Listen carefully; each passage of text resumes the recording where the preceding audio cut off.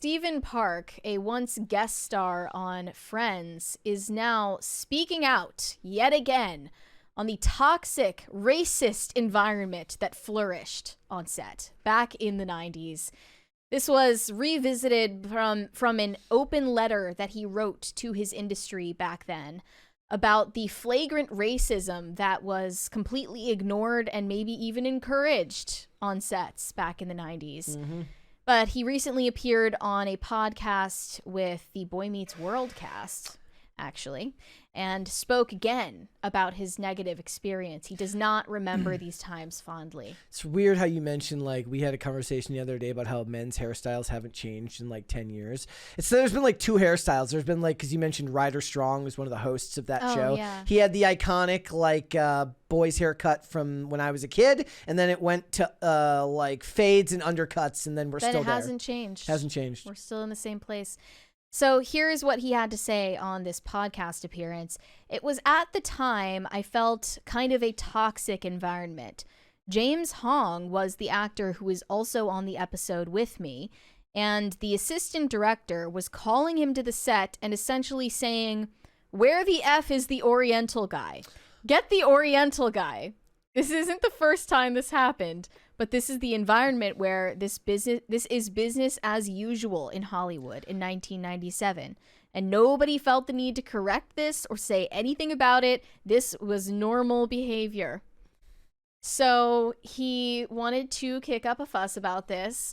I'm not gonna lie, when I read that comment, I laughed, and I'm sure he could have laughed it off as well, but he has held on to this grudge for decades now. Here's the thing, guys. The amount of times that television shows refer to white people as just white guy or white person, it's done all the time, and it's normalized and completely within the realm of Hollywood's typical vernacular now for characters, not even behind the scenes. So perfectly normal, perfectly okay, but it's not okay when it happens to other people because, you know, most people would prefer to not be just called out by whatever their immutable characteristics are. But it only goes one way in Hollywood now. Well, I guess that the equivalent of that comment to a white person or about a white person would have been like, "Where is the Caucasian guy? Get me the Caucasian guy." I don't know. But the incident... They'd have all been white back then because it was a majority white industry, so they would have had to have degraded them in some other way. Yeah. Hey, look, they'd be calling me to send, like, get Four Eyes on set. It was the 90s. It was the 90s. Okay, so after this incident, Stephen Park wanted to contact the Screen Actors Guild about it, and a representative told him he should write an article to the LA Times about it. He then wrote a mission statement and sent it into the publication. They had a couple of reporters interview him, but then they never ended up publishing.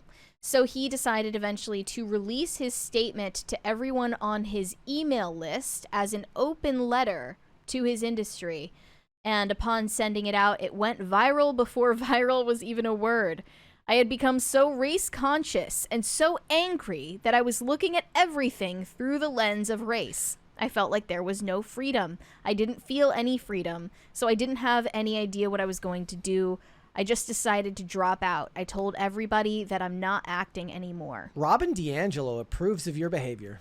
So since then, he's said he is on a slow climb back into the business, and now he is doing press for Mickey 17. Yep. Starring Robert Pattinson. $118 million to make Mickey 17, and they think the thing's going to make a profit. Yeah, that's kind of crazy. So I went back and found the archived version of this open letter that he angrily typed on a dinosaur computer back in the 90s. And I won't read the entire thing because it's incredibly verbose, but here were some of the key points. He said, "I just finished working as a guest star on one of the highest rated shows on TV, Friends, which brings me to my next point. Working with the people involved with this show was an extremely painful experience for me. A disturbing lack of generosity in spirit and basic human courtesy in addition to a racial incident on set, has forced me to speak out. At least he separates the first part and the second part, because if you're a guest star or an extra on the set of Friends, where all of the actors are like gazillionaires and at the height of popularity, like everybody is like a peon to you. Right, exactly. That was another problem that he had, is the amount of elitism on set. He says these people, by virtue of their status, money, and power, are among the most privileged people walking the face of the earth, yet they behaved as if they were bankrupt in spirit, incapable of expressing simple human kindness. Not only did various people on set not have the courtesy to introduce themselves as we worked together, they created an environment of fear and insecurity. One production assistant spoke of having worked on the show for almost a full year without one cast member saying hello to him in the entire time. On top of this, the first assistant director, in a tirade, called an Asian American actor, who we now know is James Hong, to the set over a walkie-talkie with the words, this is the full quote, not the abridged version, "I don't have time for this. Where's Hoshi, Toshi, or whatever the F his name is? Get the Oriental guy." He did not have the respect to learn the name of the actor, a veteran of 40 years. I was the only one who took notice. All others proceeded as if it was business as usual. Given the atmosphere of the set, it did not feel safe to say anything. On the average set, finding a person of color is much like trying to find Waldo. It is a white exclusionary culture. My guess is that they had plenty of like horrible nicknames for lesser known actors that were also white. We have a 20 from Francisco Sanchez Jr. just passing by. Thank you for the super chat. Glad you're here. Well, his ultimate point was that this is not just an isolated incident, and therefore he feels justified in writing this open letter and exposing it all, because this attitude, at least back in 1997, he felt was rampant in the industry. And I find it hard to believe that that's true, honestly, because I feel like everyone who was an adult in the late 90s or the early 2000s remembers it as being as close as we ever got to racial harmony in this country. Yeah, but Hollywood's full of virtue signaling losers who are actually self-absorbed and probably are like the worst type of NIMBY racist. Maybe. I mean, I also found it shocking that he used the term person of color in 1997. Yeah. I hadn't even heard that term until 2014 at the earliest. Yeah. So, like, how isolated does he even have to be culturally to know a term like that and use it in everyday speech? Yeah, this actually doesn't shock me, and Hollywood is weapons-grade projection most of the time anyways, with the things that they complain about, because a lot of them are guilty of the very thing that they claim the rest of the world is suffering from, whether it's racism or sexism, or Hollywood studios making movies about Me Too. Shocking. Doesn't strike me as odd one bit. 110% believe it happened. I don't know the context of him saying this, but in the recent interview where he is talking about his reaction to the incident, he is almost calling himself out for seeing everything through the lens of race, but he's not saying that in a condemning way, recommending that other people don't live like that. He says, I became so race conscious and angry that I was looking through everything through the lens of race. Well, there was no freedom. He felt encaged and imprisoned by, racializing everything around him and having an excessive focus on racism. And yet he still seems to be thinking the exact same way decades later. Yeah. Not realizing how ridiculous he sounds. Unfortunately, those that love to push that narrative, whether it's the Ibram X. Kendis or the Robin DiAngelos, that's what they want. They want everyone who is just they don't like the idea of judging someone based on the content of their character. They actually disagree a lot of the time with the Martin Luther King approach, because they believe that if you can't specifically identify what the critiques are from those of a different race than you, then you're somehow worse than them. And that type of race consciousness is exactly what they want, and it's a very, very, very difficult worldview to have in a multicultural society, because then grievance becomes kind of the case du jour for everything. Yeah, since the, I would say, like 2020 post George Floyd racial environment, I think there's been a lot of retroactive cancellation of things in the 90s and 2000s, including Friends. And many people have complained about the lack of diversity on the cast specifically. And they actually interviewed David Schwimmer back in 2020 and specifically asked about this issue. And he fully agreed. I sent Mary this and I was laughing as I sent it. Just for context, this is from an interview with The Guardian in 2020.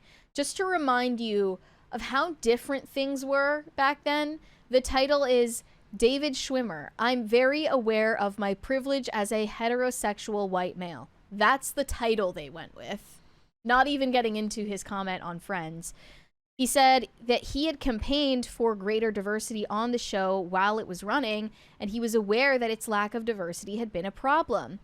He said, maybe there should be an all-black Friends or an all-Asian Friends. I was well aware of the lack of diversity. I campaigned for years to have Ross date women of color. One of the first girlfriends I had on the show was an Asian American woman, and later I dated African American women. That was a very conscious push on my part. Friends has often attracted criticism for its lack of diversity, and Schwimmer, who is Jewish, did praise the show's treatment of Judaism, although conceded that it wasn't, quote, earth-shattering or groundbreaking. There is still, thankfully, no reboot of Friends in the works, and I think even if there were, they would not be going for an all-black Friends or an all-Asian Friends to kind of give people a participation trophy for complaining. Well, also, it doesn't make any sense because if the idea is that New York is one of the most diverse places in the world, everybody wouldn't all look the same. How does that jive when the idea is that suddenly it's okay when everybody looks the same as long as they're not white? Do you think that it was inaccurate when they cast Friends? I don't know. Like, that depends on your, like, that could come. There were so many things about it that were inaccurate. That could come down to like what job you did for a living and who your friend group was. I don't know what the economy was like, allowing adults in their 20s or 30s to live like with one roommate in a gigantic loft apartment in New York City. I mean, in general, in the 90s, New York was that apartments, like just normal back then? New York apartments in general have never been real. Okay, so right. Actually, the one thing that's really funny is they never get the New York apartments right for the main characters. They always get it right for the side characters. If it's like a police procedural, the main character lives in like this sprawling loft with like high ceilings. But whenever they break someone's door down to go in to catch somebody, it's a tiny little cramped apartment, which is actually what everybody was living in. Broom closets. Mm-hmm. Yeah. Look, there was great shows at that time. There was, Living Single. There was Family Matters, Moesha, One-on-One, Fresh Prince of Bel-Air, all sorts of great shows that were made up of diverse casts. So when they say that stuff didn't exist, they're either they didn't live through the time period or they're lying. It is what it is. I'm kind of over it when it comes to those complaints. That your words have no power here anymore. Yeah. They do not. No one's listening. Nope. Thanks for watching. Listen to full episodes of Pop Culture Crisis on Spotify. Keep up with us on social media and make sure you subscribe and ring that bell so you never miss the show. Bye, guys.